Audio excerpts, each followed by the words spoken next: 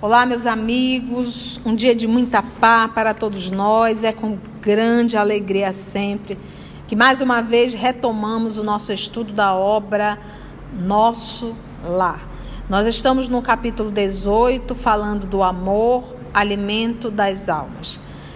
Já elevando o nosso pensamento para pedirmos a Deus nosso Pai, ao nosso Senhor Jesus e aos nossos amigos espirituais, que nos conduzam nesse estudo, nos inspirando, para que possamos verdadeiramente compreender o que a Nossa Senhora Laura queria passar nessa lição tão terna, tão grandiosa sobre o amor. Sentimento esse que nós temos grande dificuldade de compreender, porque, em verdade, nós não compreendemos o amor, nós sentimos o amor. Graça te damos, Senhor da vida. Que assim seja. Vamos envolver a nossa querida amiga Aramita, que ela irá fazer a recapitulação do nosso último estudo.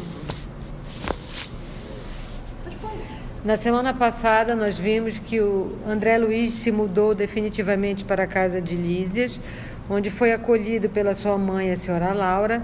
Fizeram a oração do crepúsculo e, após a refeição, ele está conversando com a senhora Laura, que está falando para ele sobre o amor, alimento das almas. Então, só para nós recordarmos, a nossa querida Laura falou assim, voltando um pouquinho: nosso irmão talvez ainda ignore que o maior sustentáculo das criaturas é justamente o amor. Então, seja o suficiente para nós recordarmos o nosso estudo da semana passada. Tais elucidações confortavam-me muito, muito, muito. Percebendo-me a satisfação íntima, Lísias interveio, acentuando: tudo se equilibra no amor infinito de Deus. E, quanto mais evoluído o ser criado, mais sutil o processo de alimentação. O verme, do subsolo do planeta, nutre-se essencialmente de terra. O grande animal colhe na planta os elementos de manutenção, a exemplo da criança sugando o seio materno. O homem colhe o fruto do vegetal, transforma-o segundo a exigência do paladar que ele é próprio e serve-se dele à mesa do lar. Nós outros, criaturas desencarnadas, necessitamos de substâncias suculentas, tendentes à condição fluídica, e o processo será cada vez mais delicado, à medida que se intensifique a ascensão individual. Que ele vai mostrando, de uma forma belíssima, todo o processo de nutrição, desde o verme, o animal, até o animal chamado homem, né? Esse homem. E aí ele quando ele vai falar do mundo espiritual, ele diz assim: nós outros, ou seja, os espíritos, criaturas desencarnadas, necessitamos de substâncias suculentas, substância, tendentes à condição fluídica, qual é a condição fluídica de quem? Do espírito. E o processo será cada vez mais delicado à medida que se intensifique a ascensão individual. Então, mesmo no mundo espiritual, na condição deles, eles ainda necessitam dessa substância suculenta. Mas à medida que eles vão evoluindo, mesmo essa substância vai ficando menos suculenta, até eles acabarem totalmente com essa necessidade de alimentação. Vamos ver aqui a fala da dona Laura. Não esqueçamos, todavia, a questão dos veículos, porque, no fundo, o verme, o animal, o homem e nós dependemos absolutamente do amor. Todos nos movemos nele e sem ele não teríamos existência. Gente, olha aqui, essa fala da dona Laura já me reportou a obra 50 anos depois, a plantação do senhor marinho. Os animais do senhor marinho, vocês lembram? Porque olha o que ela diz aqui. Não esqueçamos, todavia, a questão dos veículos. Acrescentou a senhora Laura, né? Porque, no fundo, o verme, o animal, o homem e nós, na condição de espíritos, dependemos absolutamente do amor. Então, vocês lembram que quando o senhor Elvídio foi visitar o senhor Marinho, que nós sabemos que é a Célia, ele ficou surpreso que, apesar de com todo o seu dinheiro e com todo o trabalho que ele adora a agricultura, ele não conseguiu fazer um pomar tão gracioso, tão suculento, tão nutritivo, tudo funcionando como o de Célia. Então, o que diferenciava do dinheiro dele cuidando do pomar e da falta de dinheiro de Célia cuidando do pomar? O amor. Então, gente, é por isso que eu sempre digo assim, os animais amados, o comportamento é outro. As plantas da tua casa sendo amada, é você ver um jardim amado. Então, tudo em a natureza, como ele coloca aqui, tudo depende, pois ele diz, dependemos absolutamente do amor, porque um humano sem amor é folha seca. É aquilo que nós chamamos, são pessoas amargas, secas. Para tudo é secura. A fala é seca, é ácida, o olhar é frio, as palavras são frias, a incapacidade de envolver alguém com um abraço é quase impossível, de tão seca que a pessoa não sabe mais nem sorrir. Então é a mesma coisa, uma planta, um jardim, mesmo as frutas, quando bem tratadas, quando bem amadas, porque é vibração, gente. Você percebe, é diferente do que aquilo que planta, deixa lá e vai de qualquer jeito. E os animais também. Eu digo que eu tenho experiência, estou tendo a experiência de viver com 3 animais dentro de casa, irracionais. Mas eu estou desconfiando que eles já são bem racionais, sabe? Porque, olha, aquelas criaturinhas são uma figura. Mas a gente percebe que nós também interferimos na vida dele. E o quão diferente eles se tornam quando eles sabem que são bem tratados. E tem exemplos de animais que botam, inclusive a vaca. Botam música para ela produzir mais leite. Eu lembrei disso do Pensamento e Vida, no capítulo do amor. Ele fala que o amor puro é o reflexo do amor de Deus nas suas criaturas. Que é o reflexo. Está refletindo a pessoa amada, está refletindo Deus, né? Está refletindo Deus. Como amor puro que ele fala. É porque o amor, o que nós temos que aprender, eu acho que é isso que é interessante.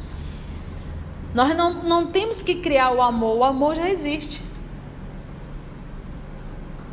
Nós temos que aprender a refletir o amor. Quando a gente diz o amor já existe, ele já foi criado. O que nós precisamos é refletir ele. Está em todos, né? Exatamente, está em todos, porque todos nós refletimos algo ou alguém. Não é verdade? Só que, infelizmente, as nossas escolhas são equivocadas. O que nós temos que copiar, que aí foi muito bem lembrado pela nossa irmã Lígia, é a questão 625 de O Livro dos Espíritos. Porque uma vez que eu tenho Jesus como modelo e guia da humanidade, o tipo mais perfeito, eu sei que refletir o Cristo, eu estarei refletindo Deus, porque Ele já reflete Deus em seu 100%. Por isso é que na fala belíssima de João Evangelista, ele nos diz, Deus é amor. Deus é amor. Então, em verdade, nós temos que aprender a refletir. Ai, tia, eu consigo compreender isso de forma tão... Eu entendi, tia, mas como fazer isso na prática? O apóstolo Paulo já nos disse, já não sou eu que vivo, quem vive em mim é o Cristo. Então, em verdade, esse nosso conflito é porque nós não queremos abrir mão da nossa forma egocêntrica, vaidosa, orgulhosa de viver. Nós não queremos abrir mão da nossa personalidade ao qual nós estamos apaixonados. Porque quando a gente estuda a obra Paulo Estevão, que eu fico assim tão feliz quando eu olho para o nosso canal e vejo ali Paulo Estevão, renúncia, 50 anos depois, há 2000. Essa série, mano, falta ainda Ave Cristo, nós vamos fazer com a graça de Deus. Então, quando eu vejo essas grandes obras e as obras básicas, eu sinto uma satisfação, uma alegria tão grande, porque são obras grandiosas nos ensinando a refletir Deus. Então, o apóstolo Paulo foi o doutor, e ele não era uma pessoa sem título, não. Ele era um doutor da lei. Ele iria assumir o cargo de Gamaliel, ou seja, ele ia ser o bambambam. E ganhava muito bem. E abriu mão de tudo isso. Abriu mão de tudo isso. Aí dizer, mas tia, como é que a gente vai fazer isso? A gente vai viver de quê? De vento? Não. A nossa lição ainda não é essa lição grandiosa. Ainda não é essa, não. Nós não fomos chamados ainda para esse testemunho. A nossa lição ainda, ela é bem íntima. É um trabalho aí dentro. Começa com as coisas pequenininhas. No teu relacionamento, no teu círculo menor. Que aí sim, no futuro, você será convidado para os grandes passos. O primeiro é esse pequenininho. Seja amável com quem está em torno de você, com quem está próximo de você. Se você está numa posição de mando, utilize isso com respeito. Aí pega outra obra, lembra do livro Libertação que nós estamos estudando. Você vai lembrar daquele nosso irmão, que era um funcionário público, tinha cargo de chefia e que estava totalmente adoecido por conta das vibrações mentais dos seus, vamos dizer assim, subordinados. Por quê? Porque além dele estar num cargo administrativo público de mando, ele era mão de ferro. E olha o mal que ele trouxe para ele mesmo. Então, para você ver que a gente pode aqui interagir e buscar exemplo em todas as obras. Continua então. Disse André Luiz, é extraordinário. Ele falou comovido. Vamos ver então a fala da mãe de Lísias, que continuou muito atenciosa conversando com André. Não se lembra do ensino evangélico, do amai-vos uns aos outros? Jesus não preceituou esses princípios objetivando tão somente os casos de caridade, nos quais todos aprenderemos, mais dia menos dia, que a prática do bem constitui um simples dever. Aconselhava-nos, igualmente, a nos alimentarmos uns aos outros no campo da fraternidade e da simpatia.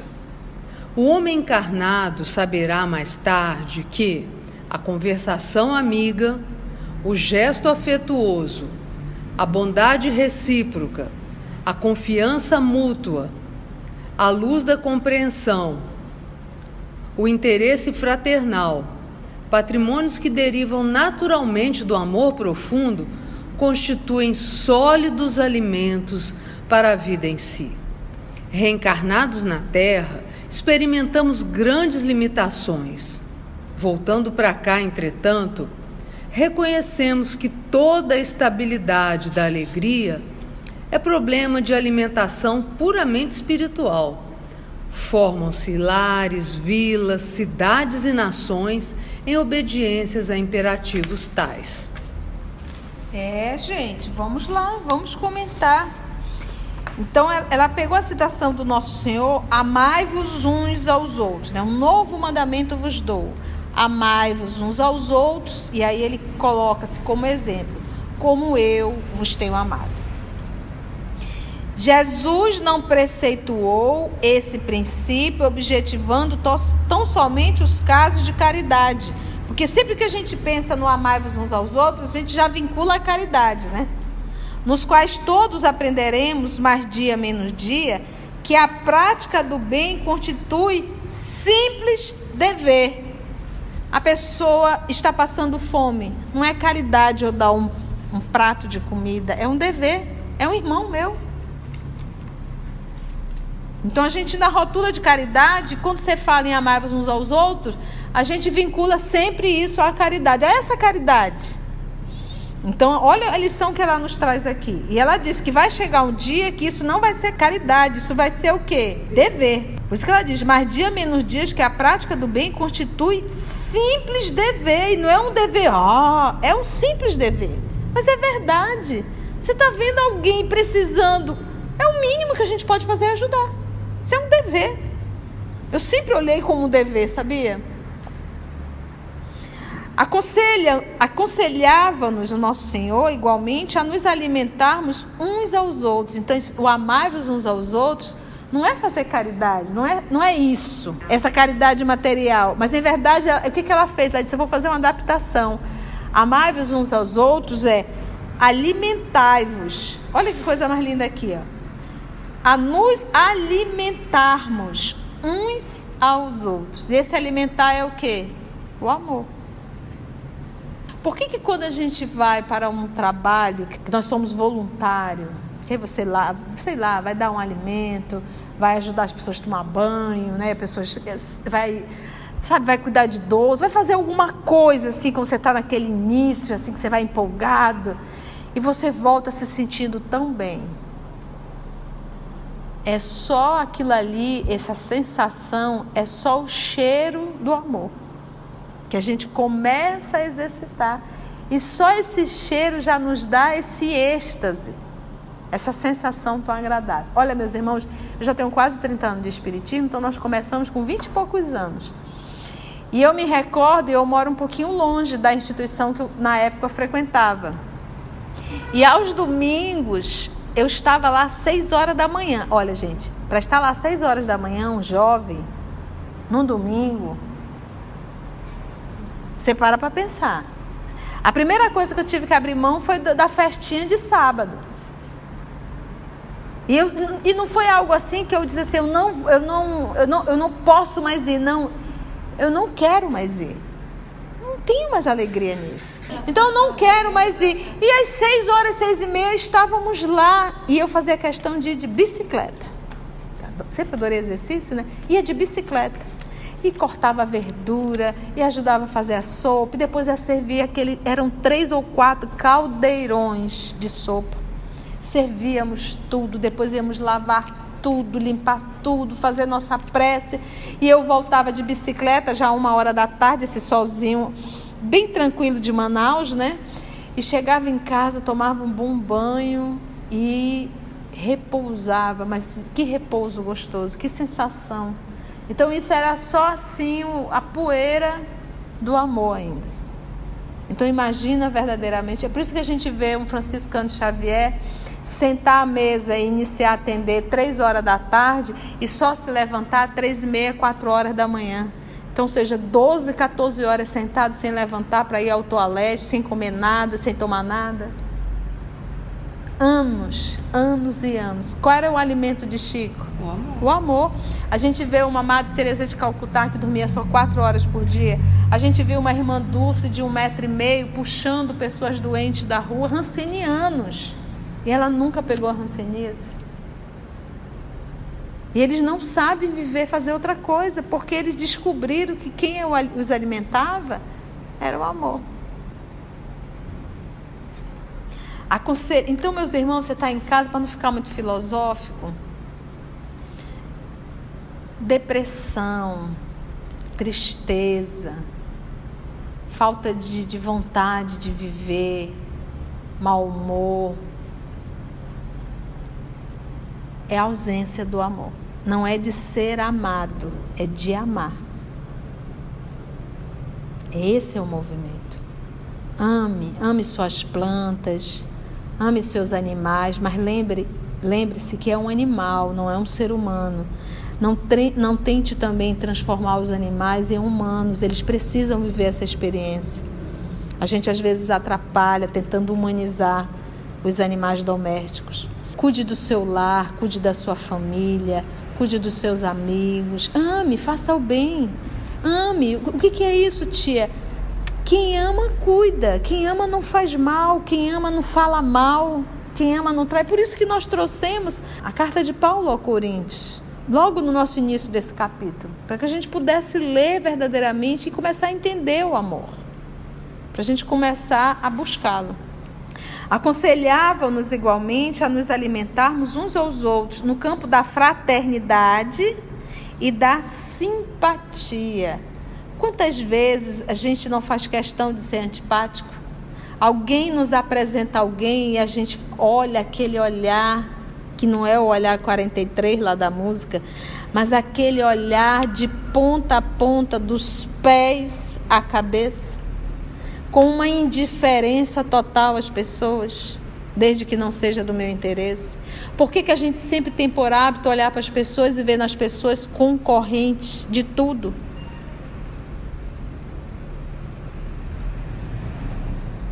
Simpatia, fraternidade e de simpatia. O homem encarnado saberá mais tarde que a conversação amiga... Olha aqui, pode grifar, pode riscar, eu sei que você está riscando o seu, mas vale a pena, olha. Conversação amiga. Eu não fico falando da vida alheia. Quando você vê que você está ali, que começa a falar da vida alheia, aí você dá uma disfarçada, dá uma risadinha e vai tentando mudar de assunto. Porque essa não é uma conversação amiga, isso é fofoca. Gesto afetuoso, gente, quantos gestos, às vezes bruscos a gente faz, a gente dá com os ombros, a gente faz caras e boca, a gente olha dos pés à cabeça, não é verdade? É tão desagradável isso. Gesto afetuoso. Eu me recordo uma vez, em cargo de chefia, e a moça estava tão nervosa que eu toquei no braço dela, eu toquei um gesto afetuoso mesmo, eu toquei assim, para que ela desse uma parada. Ela tomou um choque, tadinha. Eu disse, te acalma. Como aquilo ficou diferente? Poxa, se eu sei do magnetismo, se eu sei da oração, por que não usar? Então, às vezes, um toque no cabelo, um toque no ombro, um toque no rosto. É isso aqui, olha, é gesto afetuoso. Quando a gente estuda a obra Boa Nova, nós vamos nos deparar com o nosso Senhor Jesus tocando nos cabelos de João Evangelista. E Jesus acarinhava os cabelos de João, o evangelista, o discípulo amado, né? Tocar nos ombros dos seus discípulos. Quantas vezes nós vamos nos deparar com essas situações, com esses momentos de carinho? Obviamente, são de carinhos, não são absolutamente de desejos sexuais. Então, se você está numa condição ainda que você carrega um distúrbio na área, não se aproveite disso. Não use isso para justificar. Então, o gesto de carinho é carinho fraternal e não qualquer carinho voltado com interesses sexuais. Por quê? Porque quando você vai fazer um toque em alguém, a tua intenção, a tua vibração, a tua descarga vai. E se for na área sexual, no desejo, a pessoa vai perceber. Então, se eu não tenho essa estrutura, se eu ainda carrego esse desequilíbrio na área, se eu sou uma pessoa ainda... Porque tem pessoas que você toca, a pessoa, me arrepiei toda. Então, a pessoa, na verdade, está com problema. Mas se quem emite essa vibração realmente é de amor e de carinho, o outro vai perceber de outra forma. Porque ele percebe que não há intenção nenhuma. Entendeste? Então, a gente tem que ponderar muito, porque às vezes a gente vê na casa espírita alguns abraços muito atritosos mesmo. Qualquer coisa menos o amor. Nós que vivemos durante muito período na juventude, coordenamos, nos deparamos muito com essas situações. Eu até falo com certo cuidado, Porque quem está aqui, quem está nos ouvindo, tem que parar e fazer uma autoavaliação.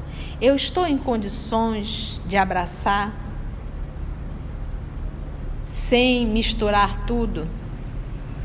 Quando eu abraço, meu intuito, quando o meu carinho, porque aqui ela fala em gesto afetuoso. Gesto afetuoso. E a gente tem que pensar sempre o que está por detrás dessa gesto afetuoso, no meu caso. Entende, gente, o que eu estou querendo falar? Então temos que ter muito cuidado.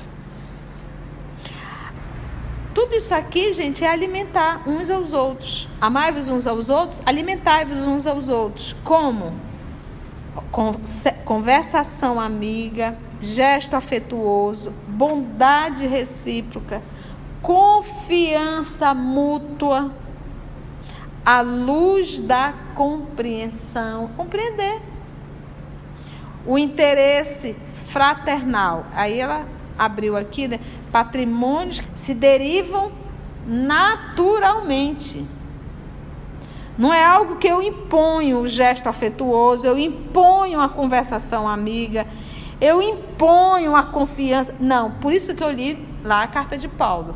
Isso é um movimento naturalmente do amor profundo. Patrimônio que se derivam naturalmente do amor profundo.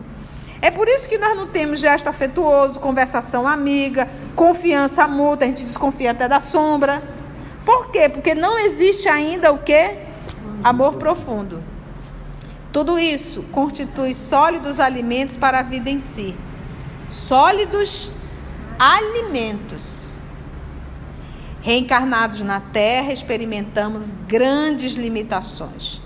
Voltando para cá, entretanto, reconhecemos que toda a estabilidade da alegria é problema de alimentação puramente espiritual. Eu vou repetir. Reconhecemos que toda a estabilidade da alegria, lembra que nós falamos de depressão, falta de vontade de viver. Estabilidade da alegria é problema de alimentação puramente espiritual. E qual é a alimentação puramente espiritual? O amor. O amor. Formam-se lares, vilas, cidades e nações em obediência a imperativos tais. Vamos lá. Recordei instintivamente as teorias do sexo. Tá vendo? Largamente divulgados no mundo. Mas adivinhando-me, talvez, os pensamentos, a senhora Laura sentenciou. Então, por isso que nós iniciamos ainda há pouco falando do sexo. Vamos ver agora? E ninguém diga que o fenômeno é simplesmente sexual. O sexo é manifestação sagrada desse amor universal e divino, mas é apenas uma expressão isolada do potencial infinito. Entre os casais mais espiritualizados, o carinho e a confiança, a dedicação e o entendimento mútuos permanecem muito acima da união física, reduzida entre eles à realização transitória. A permuta magnética é o fator que estabelece ritmo necessário à manifestação da harmonia. Para que se alimente a aventura, basta a presença e, às vezes, apenas a compreensão. Então ela coloca aí o sexo como necessidade? Não. Ela diz, para que se alimente a aventura, ou seja, a alegria, basta a presença da pessoa. Basta, às vezes, apenas a compreensão da pessoa. Às vezes as pessoas ficam meio chocadas, mas a gente aprendeu isso em Espiritismo. Está lá em O Livro dos Espíritos. O propósito realmente do sexo é procriar, gente. A função é essa. Mas ela diz que o sexo é manifestação sagrada desse amor universal e divino. É uma manifestação. Mas é apenas uma expressão isolada do potencial infinito do amor. Aí ela diz, entre os casais mais espiritualizados. Então, quantas vezes eu me recordo das pessoas dizerem assim, não, a base de um casamento é o sexo. Eu fico olhando. Hoje em dia eu não escuto mais essas baboseiras, né? Mas quantas vezes eu não ouvi pessoas adultas falando isso? Quanta imaturidade. Entre os casais mais espiritualizados, o carinho e a confiança, a dedicação e o entendimento mútuos permanece muito acima da união física, reduzida entre eles a realização transitória. A troca magnética é o fator que estabelece ritmo necessário à manifestação da harmonia. Que eles realizam isso como? Como ele coloca aqui: carinho, confiança, dedicação e entendimento. Quantas pessoas não acabam de fazer sexo e quer se livrar da pessoa que está ao seu lado? Houve uma satisfação física, mas não houve uma comunhão de energias, troca de sentimento. Então nós não podemos vincular sexo ao amor. Valendo-se da pausa, Judite acrescentou: aprendemos em nosso lar que a vida terrestre se equilibra no amor, sem que a maior parte dos homens se aperceba disso.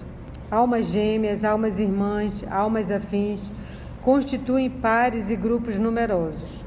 Unindo-se umas às outras, amparando-se mutuamente, conseguem equilíbrio no plano de redenção. Quando, porém, faltam companheiros, a criatura menos forte costuma sucumbir em meio à jornada. Meus amigos, nós estamos trabalhando com o livro Nosso Lar. Nós temos a edição 2007, 2010, 2014 e 2019. A de 2007 e a de 2010, esse parágrafo finaliza até a jornada. Mas na edição, a partir de a que eu tenho aqui, 2014 e 2019, ele acrescenta mais um parágrafo, que nas edições anteriores não tem. Então, isso hoje me preocupou, porque é ponto seguido com uma frase que particularmente eu não concordo. Então, isso me preocupou. Nós vamos fazer um e-mail e mandar para a Federação Espírita Brasileira, não com o intuito absolutamente de provocar qualquer tipo de conflito, confusão, nada disso. Mas realmente o porquê, né? Por que fazer isso? Por que acrescentar, depois de um ponto seguido, uma frase inteira? Deveria pelo menos ter uma nota da editora explicando, achamos na anotação de Chico, sei lá, alguma coisa. Mas de onde tiraram essa frase? Então essa é a nossa preocupação. E realmente isso me deixou preocupada. Então, se você que está em casa acompanhando numa edição que não é a de 2007 ou até 2010, e você vai ver, tia esqueceu de ler um parágrafo.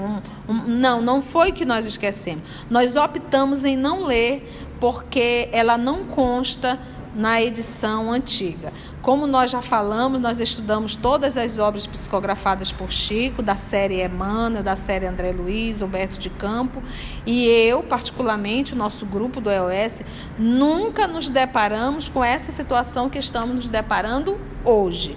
A gente se depara sim com alguma palavra, por exemplo, hoje mesmo no estudo nós nos deparamos com uma palavra evolvido. A nossa edição está evolvido, que é uma edição mais antiga. Na edição, essas últimas edições, já está evoluído. Então, você vê que não há mudança. Colocaram uma palavra mais atualizada, mas o sentido é o mesmo. Então, quando tem esse tipo de situação, a tia não fala absolutamente nada. Mas nesse caso aqui, não. De onde veio toda essa frase? Se em todos os livros anteriores, que a gente brinca e chama de pergaminho, que são as edições mais antigas, não tinha essa frase. Isso nos preocupa, mas estamos aqui atentos, por isso é que nós gostamos de usar várias edições. Então, nós optamos em não ler e seguir as edições mais antigas, tá, gente? Vamos então agora retomando a fala do nosso querido Lísias. Como vê, meu amigo, ainda aqui é possível relembrar o Evangelho do Cristo. Nem só de pão vive o homem. Que é o caso do amor, né? Antes, porém, de se alinharem novas considerações, tiniu a campainha fortemente. Levantou-se o enfermeiro para atender. 2 rapazes de fino trato entraram na sala. Aqui tem disse Lísia, dirigindo-se a mim gentilmente. nossos irmãos Polidoro e Estácio, companheiros de serviço no Ministério do Esclarecimento. Saudações, abraços, alegria. Decorridos os momentos, a senhora Laura falou. Todos vocês trabalharam muito hoje. Utilizaram o dia com proveito. Não estraguem o programa afetivo por nossa causa. Não esqueçam a excursão ao campo da música. Notando a preocupação de Lísias, advertiu a palavra materna. Vai, meu filho, não faça Lacínia esperar tanto. Nosso irmão ficará em minha companhia até que te possa acompanhar nesses entretenimentos. Disse o nosso querido André Luiz, não se incomode por mim, né? A senhora Laura, porém, esboçou amável sorriso e respondeu. Não poderei compartilhar das alegrias do campo ainda hoje. Temos em casa minha neta convalescente que voltou da terra há poucos dias. Saíram todos, em meio da alegria geral. A dona da casa, fechando a porta, voltou-se para mim e explicou sorridente. Vão em busca do alimento a que nos referíamos. Os laços afetivos aqui são mais belos e mais fortes. O amor, meu amigo, é o pão divino das almas e o alimento sublime dos corações. Coisa mais linda, né? Eles estão saindo em um grupo de amigos, afinidades, irmãos, para ouvir música. Logo, estão indo o quê? Se alimentarem. Gente, quanta alegria. Com a graça de Deus, finalizamos o capítulo 18, direcionado ao amor, alimento das almas. Próxima semana vamos conhecer a neta da nossa Laura, a jovem desencarnada. Agradecemos a Deus, nosso Pai, a Jesus, o nosso amado Mestre, e até o nosso próximo encontro, se Deus assim nos permitir.